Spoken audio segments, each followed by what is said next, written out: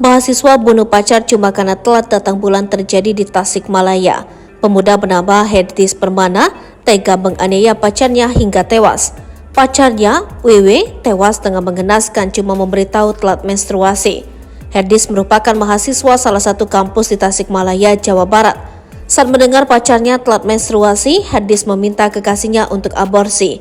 Namun hal itu ditolak sehingga Herdis Permana yang panik sontak menghabisi nyawa WW lantaran enggan bertanggung jawab. Pembunuhan yang dilakukan Herdis Permana ini pun menjadi sorotan netizen.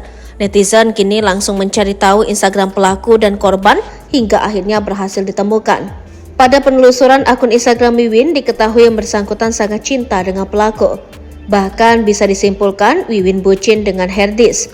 Postingan di bulan Juli lalu salah satu buktinya. Sepertinya Wiwin merayakan hari jadi hubungannya dengan Herdis.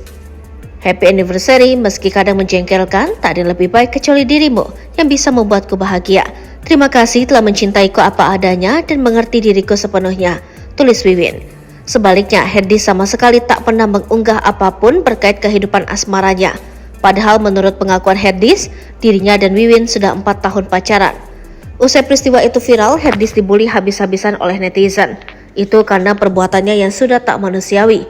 Di satu sisi, Herdis merupakan mahasiswa Fakultas Dakwah dengan program studi ilmu tasawuf salah satu kampus di Tasikmalaya. Mereka tak menyangka bahwa Herdis yang mestinya punya pengetahuan agama bisa tega melakukan perbuatan tersebut.